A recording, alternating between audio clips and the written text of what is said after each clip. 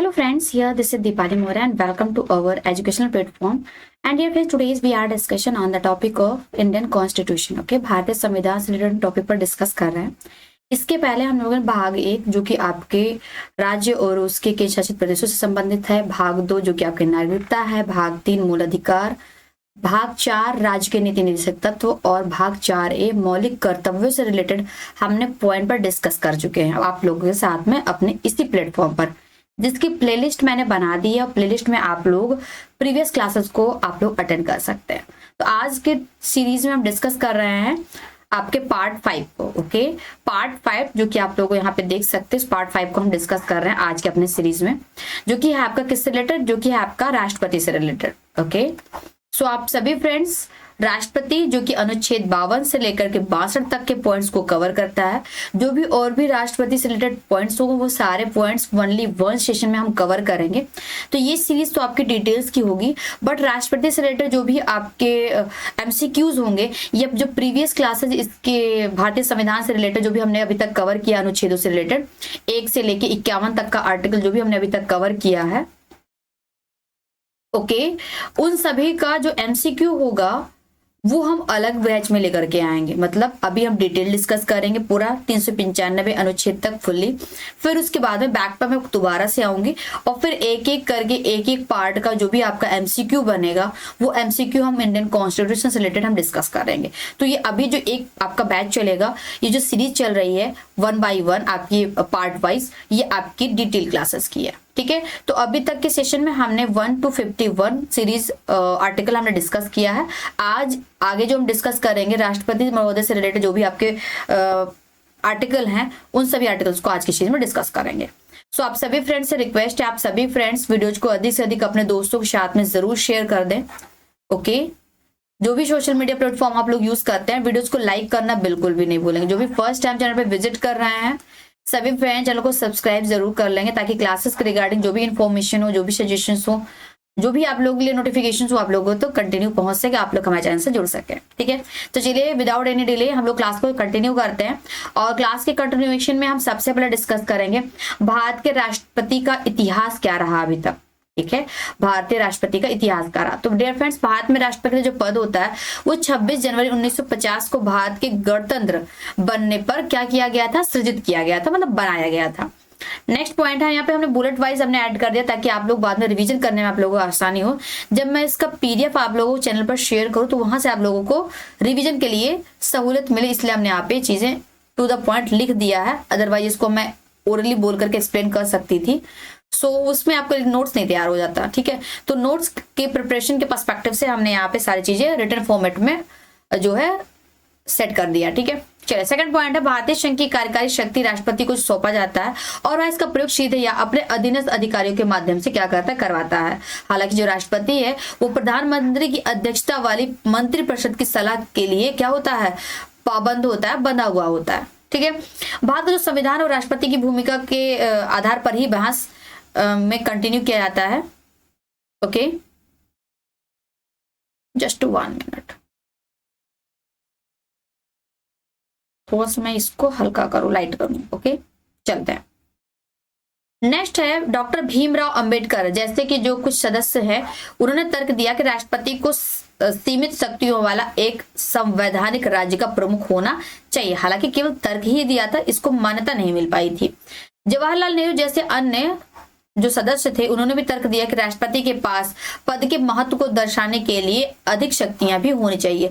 हालांकि राष्ट्रपति के पद की अपनी एक अलग अलग शक्तियां हैं, कार्यकारी शक्तियां हैं, विधायी शक्तियां हैं और जो भी वित्तीय शक्तियां हैं, उन शक्तियों को हम एट लास्ट में डिस्कस करेंगे। पहले 1 by 1 जितने भी आर्टिकल हैं उन आर्टिकल के थ्रू हम राष्ट्रपति को कंटिन्यू कर लेते हैं, डिस्कस कर लेते हैं। फिर राष्ट्रपति को क्या क्या अधिकार मिले हुए हैं, कौन कौन सी शक्तियां मिली हुई हैं, वो चीजें हम एट लास्ट में डिस्कस करेंगे आप लोग साथ में। ओके, ठीक है, तो यहाँ पे अगला है कि संविधान के अंततः समझौतावादी रुख बनाया गया और जिसके अनुसार राष्ट्रपति राज्य का संवैधानिक प्रमुख होगा, ऐसा उनकी शक्तियों में वर्णन किया गया। राष्ट्रपति का जो चुनाव होगा वो निर्वाचक मंडल के द्वारा किया जाएगा, जिसमें कुछ चीजें शामिल होंगी। वो कौन कौन सी चीजें शामिल होंगी यहाँ पे देख सकते हैं आप। नंबर 1 में कि भारत की संसद के निर्वाचित सदस्य जो होंगे वो राष्ट्रपति के निर्वाचन में शामिल होंगे। राज्यों और केंद्र शासित प्रदेशों की विधानसभाओं के जो निर्वाचित सदस्य होंगे वो भी इसमें शामिल होंगे। राष्ट्रपति का कार्यकाल जो होगा वो कितने वर्ष का होगा, ओनली 5 वर्ष का होगा, तथा वह एक बार पुनः निर्वाचित हो सकता है। मतलब कि कहने का मतलब है किसी भी राष्ट्रपति को केवल 2 बार ही मौके मिल सकते हैं अपने देश में, ठीक है। हालांकि अमेरिका के संविधान में ऐसा नहीं है, कोई भी कितनी भी बार राष्ट्रपति बन सकता है। भारत के प्रथम राष्ट्रपति डॉक्टर राजेंद्र प्रसाद थे, जो कि 1950 से 1962 तक क्या थे, पद पर आसीन थे। तो यहाँ पर राष्ट्रपति के निर्वाचन से लेकर के कुछ स्पेशल जो भी थे रूल रेगुलेशन वो आपको यहाँ पे बताए गए थे, टर्म एंड कंडीशंस। तो यहाँ पे राष्ट्रपति का पद कितने साल का होता है, 5 बार का होता है। वह एक बार पुनः निर्वाचित हो सकता है, मतलब एक बार 5 साल का हुआ, दोबारा एक बार फिर 5 साल का वो चुना जा सकता है, उससे अधिक वो नहीं। भारत के प्रथम जो राष्ट्रपति थे वो डॉक्टर राजेंद्र प्रसाद थे, जिन्होंने 1950 से लेकर के 1962 तक अपने पद पर वो कार्यरत रहे, ठीक है। अब चलिए एक एक करके यहाँ पे हम देखते हैं, डिस्कस करते हैं राष्ट्रपति से रिलेटेड जो भी अनुच्छेद हैं। तो सबसे पहले हम डिस्कस करते हैं अनुच्छेद 52। अनुच्छेद 51 तक हम कर्तव्य में डिस्कस कर चुके हैं। अब 52 आर्टिकल जो है वो राष्ट्रपति से संबंधित है। तो भारत का क्या होगा, एक राष्ट्रपति होगा। किसमें कहा गया, आर्टिकल नंबर 52 में कहा गया है। ओके, राष्ट्रपति जो होता है वो भारत का प्रथम नागरिक होता है। राष्ट्रपति जो कि प्रेसिडेंट ऑफ इंडिया होता है, राष्ट्र के प्रतीक के तौर पर राज्य के प्रमुख पद पर आसीन होता है। भारतीय गणराज्य की वरीयता क्रम के अनुसार जिसमें भारत सरकार में पदाधिकारियों, अधिकारियों और गणमान्य व्यक्तियों को उनके पद और पद के अनुसार सूचीबद्ध किया गया है। राष्ट्रपति देश के सर्वोच्च अधिकारी हैं। हालांकि भारत के संविधान में इसका श्रेष्ठतम उल्लेख नहीं किया गया, मतलब कि ये श्रेष्ठ होंगे ऐसा उल्लेख संविधान में नहीं किया गया है। लेकिन जो राष्ट्रपति होता है वो देश का सर्वोच्च नागरिक होता है, ऐसी मान्यता ओरली मानी गई है, ठीक है। नेक्स्ट है 53। तो 52 में क्या समझ में आया कि भारत का क्या होगा, एक राष्ट्रपति होगा।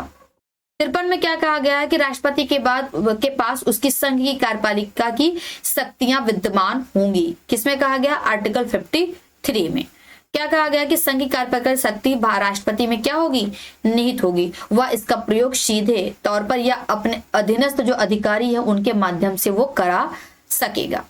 भारत का राष्ट्रपति भारत की रक्षा सेनाओं का भी क्या होगा, सर्वोच्च कमांडर के तौर पर जाना जाएगा। मतलब कि जो तीनों सेनाएं हैं, जल सेना, थल सेना और वायु सेना, उन तीनों ही सेनाओं का जो सर्वोच्च अधिकारी होगा वो राष्ट्रपति को माना जाता है या सर्वोच्च कमांडर कहा जाता है, ठीक है।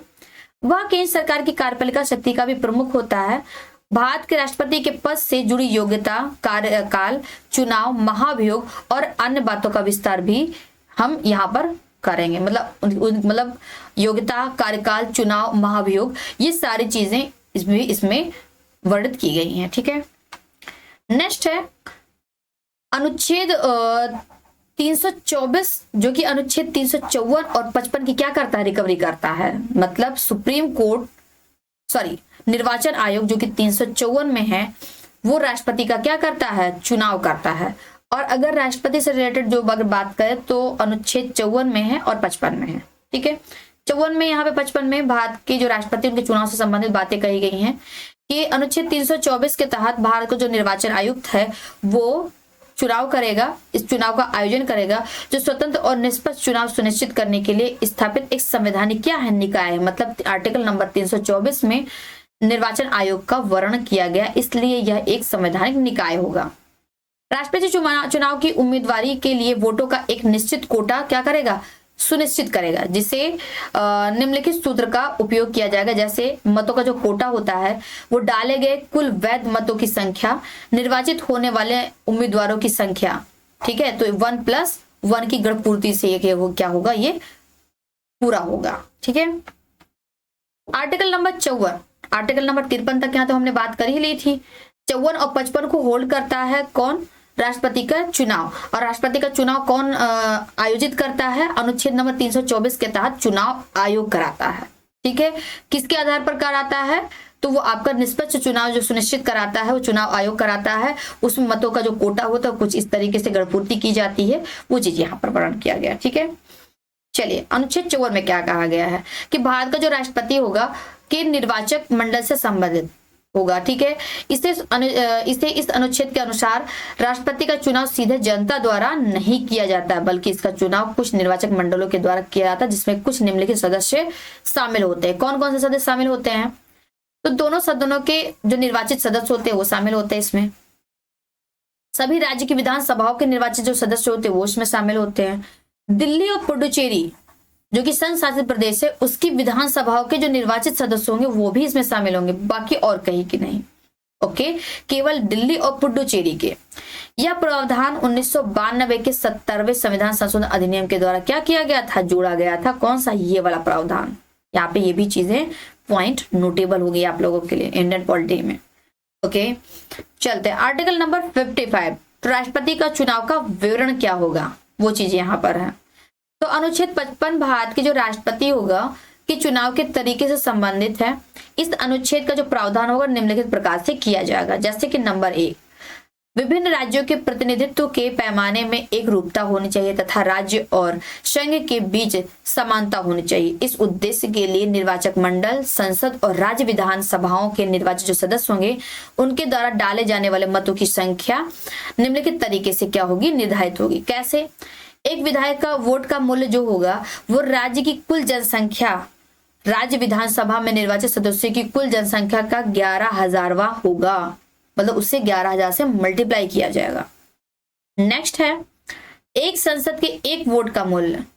ठीक है, सभी राज्यों के सभी विधायकों के वोटों के कुल मूल्य जो कि संसद के निर्वाचित सदस्यों के कुल मूल्य की संख्या के बराबर होगा। ठीक है, राष्ट्रपति चुनाव में एकल संक्रमण मत पद्धति को फॉलो किया जाएगा एंड गुप्त मतदान का प्रयोग करते हुए अनुपातिक प्रतिनिधित्व प्रणाली का भी प्रयोग किया जाएगा। तो ये काफी ज्यादा पूछे जाने वाले प्रश्नों में से एक है कि राष्ट्रपति का जो चुनाव हो किस पद्धति के आधार पर किया जाता है, किस प्रणाली के आधार पर किया जाता है। तो एकल संक्रमणीय मत पद्धति के आधार पर गुप्त मतदान कराया जाता है। क्लियर है, चलते हैं नेक्स्ट। राष्ट्रपति का जो कार्यकाल होगा वो आपका आर्टिकल नंबर 56 में वर्णन किया गया है। ओके, कार्यकाल के बारे में राष्ट्रपति का जो कार्यकाल है वो 5 वर्ष का होता है। ठीक है, वे भारत के उपराष्ट्रपति को हस्तांतरित मतलब लिखित, ठीक है, हस्तलिखित त्यागपत्र देकर अपने पद से इस्तीफा भी वो दे सकता है और उपराष्ट्रपति को इसकी सूचना लोकसभा के अध्यक्ष को क्या करनी होगी,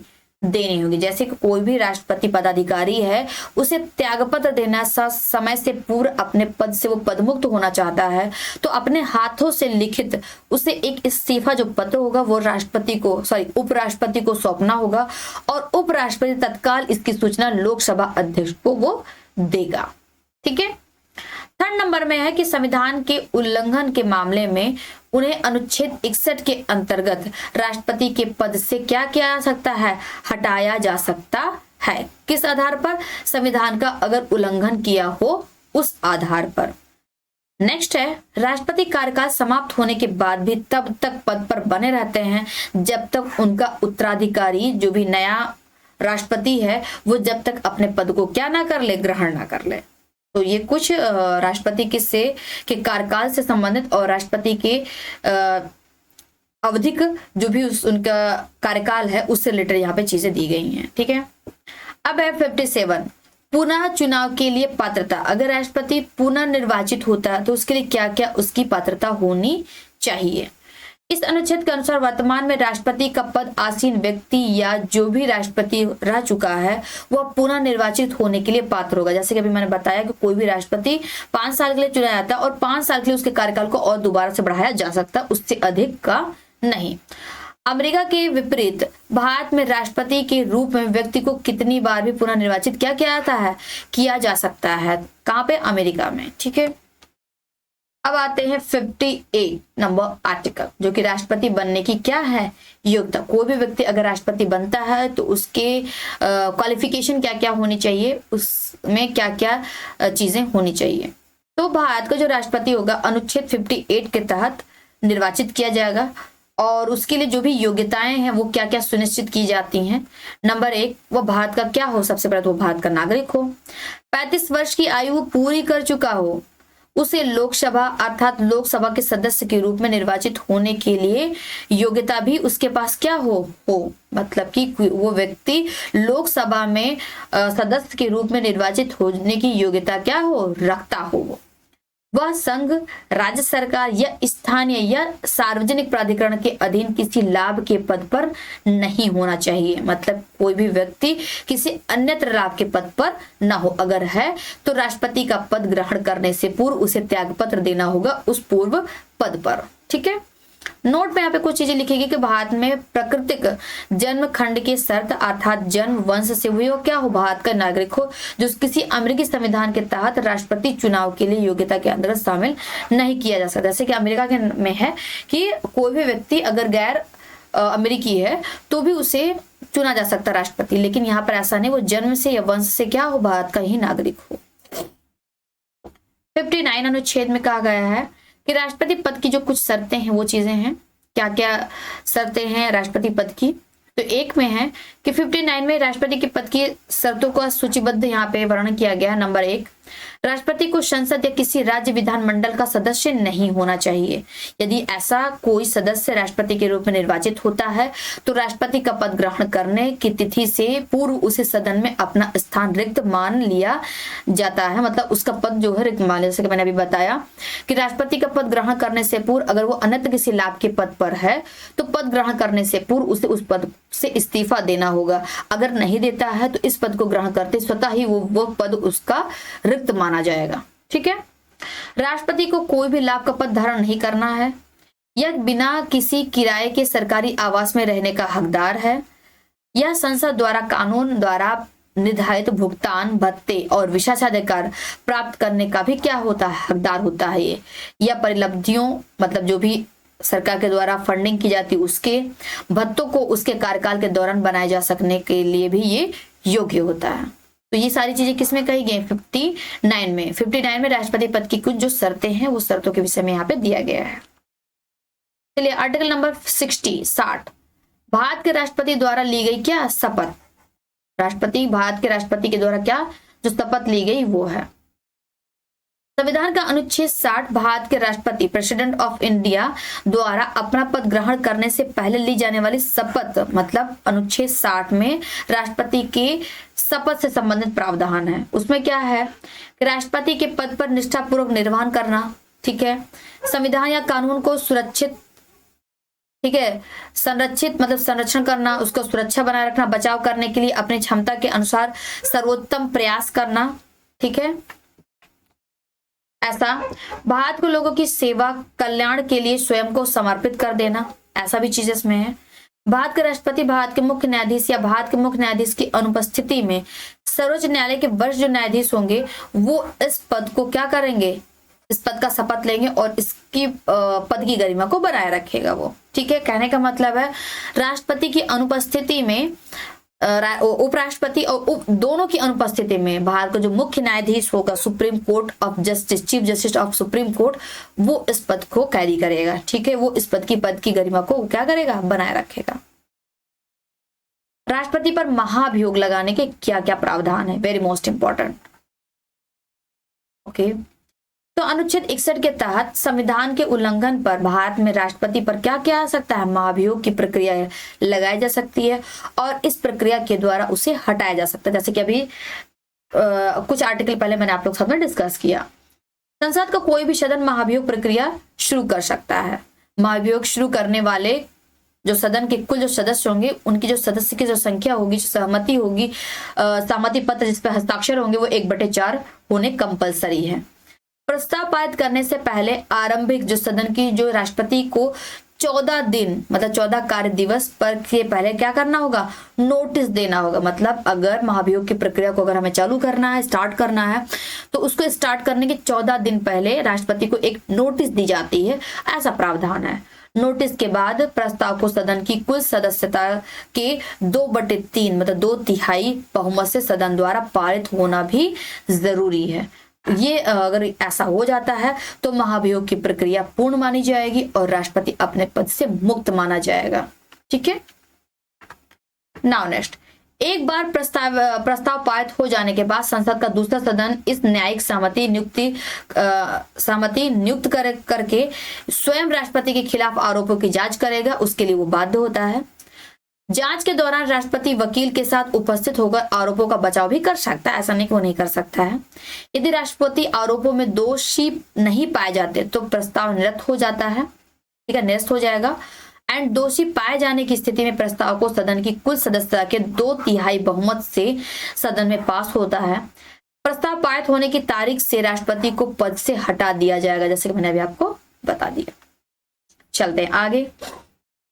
आर्टिकल 62 अनुच्छेद 62 राष्ट्रपति के पद की रिक्ति को भरने के लिए चुनाव कराने के समय और उसका जो कार्यकाल है, मतलब राष्ट्रपति का पद अगर मुक्त है तो उस रिक्त पद को भरने के लिए चुनाव और उस चुनाव का समय का जो कार्यकाल होगा वो क्या रहेगा।